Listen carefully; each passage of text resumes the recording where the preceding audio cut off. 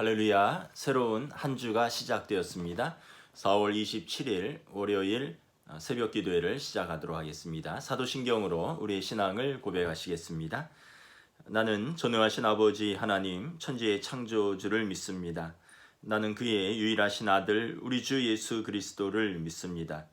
그는 성령으로 잉태되어 동정녀 마리아에게서 나시고 본디오 빌라도에게 고난을 받아 십자가에 못 박혀 죽으시고 장사된 지 사흘 만에 죽은 자 가운데서 다시 살아나셨으며 하늘에 오르시어 전능하신 아버지 하나님 우편에 앉아 계시다가 거기로부터 살아있는 자와 죽은 자를 심판하러 오십니다. 나는 성령을 믿으며 거룩한 공교회와 성도의 교제와 죄를 용서받는 것과 몸의 부활과 영생을 믿습니다. 아멘. 찬송가 204장 찬양하시겠습니다. 찬송가 204장입니다. 주의 말씀 듣고서 준행하는 자는 반석 위에 터 잡고 집을 지음 같아. 비가 오고 물나며 바람 부딪혀도 반석 위에 세운 집 무너지지 않네. 잘 짓고 잘 짓세 우리 집 잘 짓세. 만세 반석 위에다 우리 집 잘 짓세. 주의 말씀 듣고도 행치 않는 자는 모래 위에 터 닦고 집을 지음 같아. 비가 오고 물나며 바람 부딪힐 때 모래 위에 세운 집 크게 무너지네. 잘 짓고 잘 짓세 우리 집 잘 짓세. 만세 반석 위에다 우리 집 잘 짓세. 세상 모든 사람들 집을 짓는 자니 반석 위가 아니면 모래 위에 짓네. 우리 구주 오셔서 지은 상을 줄 때 세운 공로 따라서 영영 상벌 주리. 잘 짓고 잘 짓세 우리 집 잘 짓세. 만세 반석 위에다 우리 집 잘 짓세. 아멘. 오늘 우리에게 주신 하나님 말씀은 구약성경 신명기 10장 12절부터 22절까지 말씀입니다. 구약성경 신명기 10장 12절부터 22절까지 말씀입니다. 제가 봉독하겠습니다. 이스라엘아, 내 하나님 여호와께서 내게 요구하시는 것이 무엇이냐? 곧 내 하나님 여호와를 경외하여 그의 모든 도를 행하고 그를 사랑하며 마음을 다하고 뜻을 다하여 내 하나님 여호와를 섬기고 내가 오늘 내 행복을 위하여 내게 명하는 여호와의 명령과 규례를 지킬 것이 아니냐?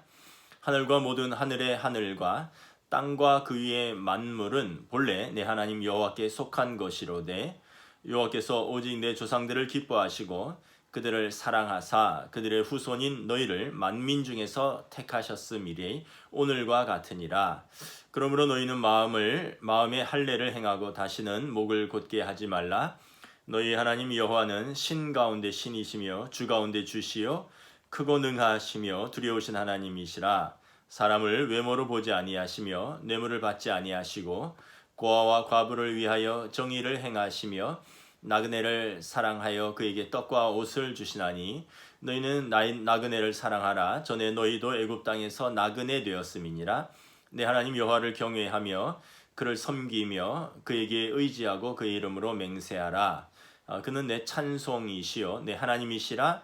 내 눈으로 본 이같이 크고 두려운 일을 너를 위하여 행하셨느니라. 애굽에 내려간 내 조상들이 겨우 70인이었으나 이제는 내 하나님 여호와께서 너를 하늘의 별같이 많게 하셨느니라. 아멘. 신명기 9장에서 모세는 이스라엘에게 그 교만을 경계했습니다. 너희가 그 땅에서 좋은 것을 얻고 안전한 성읍에 거할 때 내 힘으로 이것을 다 이루었다라고 말하지 말고, 또 너희가 그 땅에 들어가게 되면 우리가 의로워서, 우리가 공의로워서, 우리가 정직함으로 이 땅에 들어왔다 이렇게 말하지 말라는 것입니다. 이스라엘은 기억해야 됩니다. 그들은 과거에 금송아지 사건으로 언약을 깨뜨렸고 하나님을 경록케 하여 진멸당할 뻔한 민족이었던 것을 모세는 상기시켰습니다. 그리고 그러한 불순종한 백성을 위해서 모세가 하나님께 탄원했으므로 이 모세의 중보기도로 말미암아 이스라엘과 아론이 용서를 받고 다시 언약을 회복하는 기회를 얻게 되었습니다. 이것이 신명기 8장, 9장의 내용입니다. 오늘 10장에서는 모세는 이스라엘 백성에게 너희가 행복한 삶을 원한다면 하나님의 말씀에 순종하라고 선포합니다. 여러분, 하나님께서 이스라엘에게 요구하시는 것이 있습니다. 무엇일까요? 12절을 봉독하겠습니다. 이스라엘아, 내 하나님 여호와께서 내게 요구하시는 것이 무엇이냐? 곧 내 하나님 여호와를 경외하여 그의 모든 도를 행하고 그를 사랑하며 마음을 다하고 뜻을 다하여 내 하나님 여호와를 섬기고. 하나님께서 이스라엘에게 요구하시는 것은 하나씩 살펴보면 하나님을 경외하고 그의 모든 도를 행하고 그를 사랑하여 마음을 다하고 뜻을 다하여 하나님을 섬기는 것인데요. 먼저 여러분, 하나님을 경외한다는 표현이 무엇입니까? 경외한다라는 표현은 두려워한다라는 표현인데, 이 두려워한다라는 표현이 무섭고 공포의 두려움이 아니라 사랑하고 존경해서 우리가 삼가 조심하는 두려움을 말하는 것입니다. 여러분, 만약에 여러분이 존경하는 선생님이나 또는 또 목회자나 또는 나라의 대통령 같은 분을 만나게 된다고 할 때, 여러분이 만약에 존경하는 분이라면 그 선생님을 또 그 목사님을 그 나라의 지도자 앞에서 우리가 경거망동하지 않고 우리 몸가짐과 마음가짐과 또 우리의 작은 말 한마디라도 조심하지 않습니까? 이것이 이 공포와 무서움의 두려움이 아닌 사랑과 존경의 두려움, 이것이 이제 경외입니다. 이스라엘이 하나님을 징계할까봐 무서워서 그 공포 가운데 두려워하라는 것이 아니라 하나님을 너무나 사랑하기 때문에 하나님과의 그 관계에서 그 사랑과 존경심을 가지고 하나님을 두려워하라는 것입니다. 여러분, 만일 여러분의 자녀가 아빠 엄마 사랑해요 하는데 막 함부로 대한다고 해보십시오. 옛날 표현으로는 어린 손자 손녀가 할아버지 할머니 수염을 잡아 뜯고 장난치고 자기는 좋아서 한다 그러는데 할아버지의 뺨을 때리기도 하고 또 말을 함부로 하고 이러면, 여러분, 사랑하는 것을 이해 못하는 것은 아니지만 그 아이에게서 그 부모나 할아버지 할머니에 대한 존경은 찾아볼 수 없는 것이죠. 그래서 여러분, 마찬가지로 하나님을 경외하는 사람은 하나님을 사랑하기에 하나님을 존경하는 것입니다. 그래서 십계명의 제3계명이 내 하나님 여호와의 이름을 망령되이 부르지 말라. 하나님을 사랑하는 사람이 어찌 하나님을 망령되이 부르겠습니까? 어찌 하나님 앞에서 망령되이 행동할 수 있겠습니까? 여러분, 한번 내 자신을 한번 돌아볼 수 있기를 원합니다. 나는 하나님을 무서워하는가? 하나님을 가벼이 여기는가? 아니면 하나님을 경외하는가? 나는 하나님에 대한 내 마음의 자세와 태도는 어떠한가라는 것입니다. 두 번째는 모세가 그의 모든 도를 행하라라고 말합니다. 도는 길 도자입니다. 그가 닦아놓으신 그 길을 걸어가라라는 뜻입니다. 영어 성경에 보니까 to walk in obedience to him, 걸으라는 거예요. 주님 하나님께로 순종함으로 그 길을 걸어가라는 뜻입니다. 우리가 걸어가야 할 길은 여러분 모세의 시대가 아니라고, 지금은 예수님과 같은 2000년 전 시대가 아니라고, 지금 시대가 달라졌다고 새로운 길이라거나 아니면 코로나19 포스트 코로나 시대에 우리가 이제 새롭게 개척해야 할 또 다른 길이 있는 것이 아닙니다. 우리는 항상 예로부터 하나님께서 닦아 놓으신 그 길을 순종함으로 걸어가는 그 백성인 것입니다. 모세가 이스라엘 백성에게 너희가 가나안 땅에 들어가면 그 길을 걸어가라 라고 말씀을 하는 것입니다. 또 12절에 보면 그를 사랑하며 마음을 다하고 뜻을 다하여 내 하나님 여호와를 섬기라 라고 말합니다. 여러분, 사랑하는 사람의 특징은 무엇인가요? 사랑하는 대상에게 마음을 쏟죠. 또 의지를 보여주죠. 의지를 가지고. 그래서 이것이 마음을 다하고 뜻을 다한다라는 표현입니다. 여러분, 사랑은 말로만 하는 것이 아닙니다. 사랑은 또한 감정으로만 끝나는 것이 아닙니다. 진정한 사랑은 올바른 반응이 뒤따라야 하는 것입니다. 예를 들어서 젊은 연인이, 남녀가 사랑하는 연인이 있다고 합시다. 그런데 말로는 둘도 없이 사랑한다고 말해요. 그런데 그 사랑하는 사람을 위해서 자기의 시간을 내기를 아까워합니다. 그 사랑하는 사람을 위해서 자기의 돈을 쓰기를 아까워합니다. 인색합니다. 그러면 여러분, 이것이 정말 사랑하는 사람의 관계인가요? 사랑의 크기는 희생의 크기고 헌신의 크기인데, 내가 사랑하는 사람을 위해서 희생도 없고 헌신도 없다 하면서 말로만 사랑한다라고 하면 이 사랑이 진짜 사랑인지 우리는 의심해 보아야 하는 것입니다. 마찬가지입니다. 여러분, 하나님을 사랑한다고 하면서 하나님께 올바로 반응하지 않는다면 하나님을 사랑한다는 것이 아닌 것이죠. 올바른 반응은 무엇입니까? 마음을 다하고 뜻을 다하여 하나님을 섬기는 것입니다. 영어 성경에 보니까 이렇게 되어 있습니다. To serve the Lord your God with all your heart and with all your soul. 이 serve는 섬기다 이런 뜻입니다. 예배하다라는 뜻으로도 쓰입니다. 우리가 예배를 서비스라고 합니다. Sunday worship service, 주일 예배 이렇게 할 때 영어로 worship service라고 하는데, 이 서비스는 섬김, 하나님을 예배한다. To serve the Lord, 주를 섬기라. 어떻게?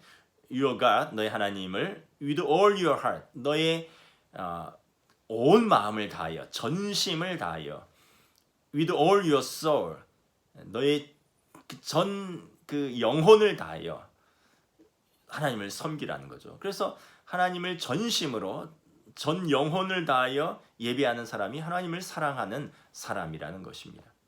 말로만 하나님을 사랑하는 것이 아니라 그 전심을 다하여 영으로 예배드리는 사람이 하나님을 사랑하는 사람이라는 것입니다. 예수님께서 요한복음 3장 23절에서 사마리아 여인에게 하셨던 말씀과 동일한 말씀입니다. 하나님께서 영과 진리로 참되게 예배하는 자를 찾으신다 라는 동일한 표현입니다. 지난 토요일에 저녁 식사를 마치고 아내와 이렇게 동네 한 바퀴 산책을 하다가 커피 한 잔 마시러 대한극장 앞에 있는 동네 커피숍에 잠깐 들어갔었습니다. 근데 그 저녁 한 8시 경이었던 것 같은데, 이 토요일 저녁 8시 경에 그 1층과 2층의 커피숍이 꽉 차 있었습니다. 자리가 없었어요. 공부하는 학생들, 또 사랑스럽게 마주보면서 이야기꽃을 나누는 연인들, 또 저희처럼 부부가 이렇게 마실 나왔다가 동네 커피 한 잔하러 온 동네 주민들, 이런 식으로 1층과 2층에 그 넓은 커피숍이 아주 손님으로 가득 차 있었습니다. 저희 부부는 커피를 주문하고 1층과 2층을 왔다 갔다 하면서 자리를 찾다가 겨우 2층에 그 구석 자리를 잡을 수 있었습니다. 문득 우리나라 코로나 사태가 이렇게 많이 진정됐구나 생각을 하니 참 감사하고 또 다행이구나라는 생각을 했습니다. 이제 5월 첫 주일인 다음 주부터는 우리가 모든 예배를 예배당에서 정상적으로 드립니다. 우리 사랑하는 성도들이 기쁨으로 나와서 하나님을 예배할 수 있겠구나 생각하니 참 마음이 몹시 즐거웠고 기뻤습니다. 여러분 기억하십시오. 하나님을 사랑하는 사람은 하나님께 올바로 반응하는 사람입니다. 마음을 다하고 뜻을 다하여 하나님께 경배와 찬양을 올려드리는 참된 예배자가 하나님을 사랑하는 사람입니다. 이것이 이제 여호와께서 이스라엘에게 원하는 것이다라고 모세가 말씀을 하였다면, 그러면 모세는 여호와께서 그 명령과 규례를 너에게 왜 주셨는가에 대해서 다시 한번 이제 깨닫게 합니다. 우리 13절을 봉독하도록 하겠습니다. 내가 오늘 내 행복을 위하여 내게 명하는 여호와의 명령과 규례를 지킬 것이 아니냐. 여러분, 하나님께서 이스라엘에게 그 명령과 규례를 지키라고 주신 것은 다른 누구를 위한 것이 아니라 그들의 행복을 위하여 주신 것입니다. 제가 신명기 13장 말씀은 여러 번 말씀을 드렸습니다. 제가 제 친구로부터 소개받고 정말 제가 개인적으로 매우 사랑하는 말씀입니다. 하나님께서 오늘 내 행복을 위하여 내게 이 하나님의 말씀을 주신 것이 아니냐. 저 이 말씀을 굉장히 사랑합니다. 그래서 우리 지난해 우리 교회 표가 이 신명기 10장의 13절 말씀이었습니다. 여러분, 사람들은 모두 행복하기를 원합니다. 여러분, 행복이 무엇입니까? 일반적으로 행복의 정의는 고통으로부터의 자유입니다. 물질적인 고통으로부터의 자유입니다. 그래서 사람들은 돈을 많이 벌면 행복할 것이라고 생각합니다. 물질적인 결핍으로부터 자유케 되니 행복합니다. 일정 부분 동의합니다. 그러나 또 모두가 부자가 될 수 있는 것이 아니기 때문에 노력한다고 다 부자가 되는 시대는 아니잖아요. 그러니까 이게 현실적으로 쉽지 않습니다. 또 내가 좋아하는 일을 하게 되면 행복할 것이라고 생각합니다. 상당 부분 동의합니다. 하기 싫은 일을 억지로 하는 사람만큼 불행한 사람은 없습니다. 그러나 여러분, 또 세상사가 어디 내가 좋아하는 일만 하면서 살 수 있지는 않기 때문에 이것 또한 현실적으로 쉽지는 않습니다. 몸이 건강하면 행복할 거라고 생각을 합니다. 전적으로 동의합니다. 이것은 저도 이제 50이 넘어가면서 여기저기 이렇게 조금씩 이렇게 우리 어른들한테는 죄송하지만 아픈 데도 있고 좀 연약한 곳들이 나타나더라고요. 다른 것이 다 있어도 여러분, 건강을 잃으면 전부를 잃는 것이라는 말이 있습니다. 산의 진미가 눈앞에 있어도 건강을 잃어서 맛있게 먹을 수 있는 입맛이 없다면 그 진수성찬이 아무 소용이 없기 때문에 그렇습니다. 근데 또 우리 청년들을 보면 또 그렇지도 않은 것 같아요. 그렇게 건강한데 우리 청년들은 또 그렇게 행복하다고 느끼는 것 같지는 않습니다.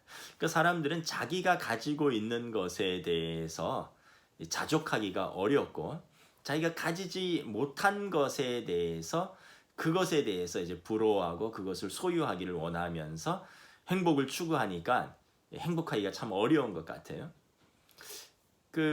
우리 인간은 모두 그러다 보니까 어떤 외적인 조건, 돈, 일, 또 명예, 건강 같은 그것을 행복을 위한 조건으로 추구하고 있는 것이 아닌가 생각을 해봅니다. 심리학자 에리 프롬이라는 분이 소유냐 존재라는 책에서 이 인간에게는 두 종류의 인간이 있다라고 말합니다. 소유형 인간이 있고 존재형 인간이 있습니다. 소유형 인간은 자신의 행복을 재산, 지식, 어떤 사회적인 지위, 권력 등 소유 양식에 두는 사람입니다. 반대로 존재형 인간은 자신의 존재 그 자체에 가치를 두고 자신의 삶의 희열을 가지고 거기에서 이제 최선을 다하고 기쁨을 추구하는 사람입니다. 그래서 이 에리 프롬은 이제 누가 더 행복한 사람이냐? 재산, 지식, 사회적 지위, 권력을 끊임없이 추구한 사람이 행복한 사람이냐? 아니면 자신의 가치에 대해서 인정하고 여기 희열을 가지고 사는 사람이냐? 그러면서 존재형 인간이 소유형 인간보다 더 행복한 사람이라고 말합니다. 왜냐하면 소유형 인간은 계속해서 끊임없이 더 많이 소유해야 되고 계속적으로 추구를 해야 되지만 존재형 인간은 그 자신 그 자체에서 감사할 줄 알고 또 가치를 찾을 수 있기 때문에 존재형 인간이 소유형 인간보다 더 행복하다고 말하는 것입니다. 영국이 자랑하는 철학자 버틀란드 러셀도 행복의 그 정복이라는 그 책에서 인생이 행복하려면 그런 음식, 집, 돈, 사랑, 성취, 또 소속 집단에서 존경받는 그런 어떤 것, 또 건강 이런 외적인 여건들이 중요하다. 그러나 더 중요한 것은 뭐냐면 그런 자기 소유의 그 집착의 굴레에서 벗어나 타인을 사랑하는 그 선한 생활을 살지 않고는 절대 행복할 수 없다. 그러니까 자신만을 위해서 소유하고 그것에 집착하는 것이 아니라 그것을 벗어나서 타인을 사랑하고 또 타인을 위해서 베풀고 나누는 그런 선한 생활을 통해서 더 행복할 수 있다고 말하는 것입니다. 요즘 말로 하면 EQ를 개발하는 것입니다. 감성지수죠. 이 바람직하고 건강한 정신습관을 가진 사람이 그렇지 못하고 물질만 가진 사람보다 더 행복하다라고 말하는 것입니다. 그러고 보면 여러분 행복은 외적인 조건의 만족보다 내적인 조건의 만족이 더 크다는 것을 우리는 깨닫게 됩니다. 부자지만 매일 원수처럼 싸우는 가족보다 가난하지만 그 왕후의 밥과 거린의 찬을 먹지만 서로 사랑하며 사는 가족이 더 행복합니다. 몸은 건강하지만 마음은 지옥인 사람보다 차라리 몸은 좀 아플지라도 마음은 소망에 가득 차고 마음은 즐거운 사람이 더 행복한 사람입니다.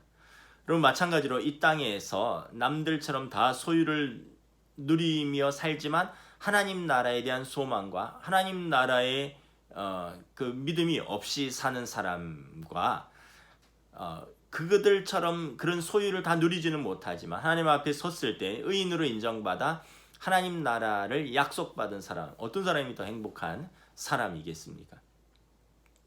그래서 예수님께서 요한복음 16장에서 세상이 너희를 미워하면 너희가 세상에 속하지 아니하고 나에게 속한 증거이다. 그러므로 기뻐하고 즐거워하라 말씀하는 것입니다. 그래서 성경에 보면 악인의 형통보다 의인의 고난이 더 복되도다 라고 말하는 것입니다. 그래서 여러분 우리가 말씀을 지키는 것은 우리에게 무거운 짐을 지우거나 우리를 억압하려고 하는 것이 아닙니다. 우리의 행복을 위해서 하나님이 말씀을 주신 것입니다. 모세는 이스라엘 백성에게 하나님 그 마음의 중심을 보시는 하나님이다 라고 말씀을 합니다. 16절 봉독하도록 하겠습니다. 그러므로 너희는 마음의 할례를 행하고 다시는 목을 곧게 하지 말라. 모세는 이스라엘 백성에게 육신의 할례보다 마음의 할례가 더 중요하다고 말씀을 합니다. 여러분 모세는 율법의 수여자요 율법의 전달자입니다. 여러분 할례가 얼마나 중요합니까? 율법에서 할례는 율법과 할례는 유대인들에게 포기할 수 없는 것입니다. 그런데도 불구하고 모세는 육신의 할례보다 마음의 할례가 더 중요하다라고 말하는 것입니다. 여러분 할례가 무엇인가요? 창세기 17장에 보면 아브라함이 자신과 그 집의 모든 남자들이 그 몸에 포피를 베어서 하나님과의 언약 관계 안에 있다라는 그 증표로 삼은 것입니다. 그 몸의 중심에 언약의 흔적을 남겨놓은 것입니다. 어떤 의미에서 보면 유대인들은 이 포피를 잘라내는 의식 때문에 그들이 더 목이 뻣뻣해지고 마음이 완악해졌는지 모릅니다. 그 포피를 잘라내는 의식, 그 할례가 자신들을 자동적으로 선민으로 만든다는 그런 마음이 교만으로 자리 잡은 것입니다. 그래서 모세는 육신의 할례보다 마음의 할례가 더 중요하다라고 말씀하는 것입니다. 육신의 할례가 몸의 포피를 잘라내는 것처럼 마음의 할례는 마음의 포피를 잘라내는 것입니다.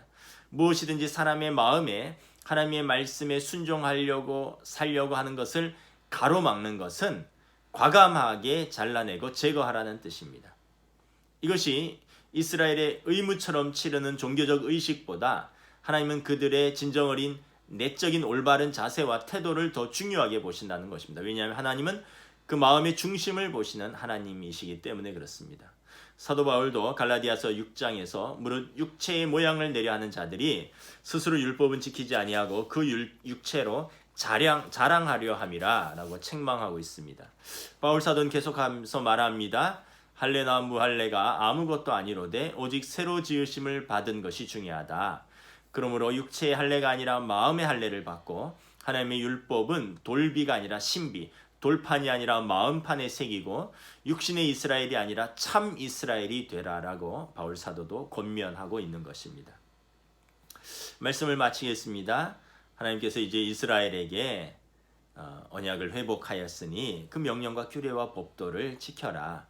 이것은 하나님을 즐겁게 하고 반대로 인간에게 고통을 주기 위해서 고안된 폭군의 규칙이나 그 백성을 억압하는 무거운 짐이 아니라는 것입니다. 그것은 자기 백성의 행복을 위해서 주신 것이다 라고 다시 한번 말씀합니다. 사랑하는 성도 여러분, 하나님의 말씀을 떠나는 것이 자기 소견에 옳은 대로 사는 것이 복인 것 같지만 결과론적으로 보면 그것이 불행입니다. 조금 힘들지만 하나님의 말씀 안에 들어와 하나님의 말씀을 지키면서 사는 것이 하나님의 백성의 복인 줄 믿습니다. 사랑하는 성도 여러분, 오늘 하루도 성령의 인도하심 가운데 하나님의 말씀에 순종하며 사는 행복한 하루 되시길 주님의 이름으로 축복합니다. 아멘. 기도하겠습니다. 하나님 은혜를 감사합니다. 오늘 이스라엘에게 하나님께서 너희에게 요구하시는 것이 무엇이냐? 마음을 다하고 뜻을 다하여 하나님을 섬기는 것 아니냐? 하나님을 경외하고 그 길을 걷는 것 아니냐? 하나님께서 너희에게 그 계명을 주신 것은 너희를 무겁게 하려는 짐이 아니라 너희의 행복을 위해서 주신 것이 아니냐? 그러므로 육신의 할례가 아니라 마음의 할례를 받고 목이 뻣뻣한 백성이 아니라 순종하는 삶으로 너희의 행복의 길을 걸어가라 말씀을 하고 있습니다. 마치 어린아이들이 부모의 말이 처음에는 자신을 괴롭게 하고 힘들게 하는 것처럼 들리지만 나중에 성장하여서 또 성숙한 성인이 되어서 돌아보면 그 길이 자신의 행복을 위해서 주신 말씀이라는 것을 깨닫는 것처럼 이스라엘에게도 하나님의 말씀은 그들을 억압하고 속박하고 무거운 짐을 지으려고 주는 폭군과 같은 하나님이 주시는 규정이 아니라 그들을 사랑해서 주신 말씀이고 언약이니 너희가 하나님을 신뢰하고 그 말씀을 붙들고 살 때 너희가 행복해진다라고 말씀을 합니다. 오늘 우리에게도 동일하게 주시는 말씀인 줄 믿습니다.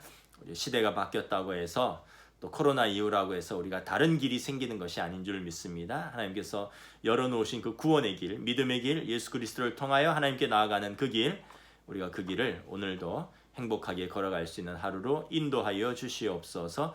감사를 드리오며 우리 주 예수 그리스도의 이름으로 기도드리옵나이다. 아멘.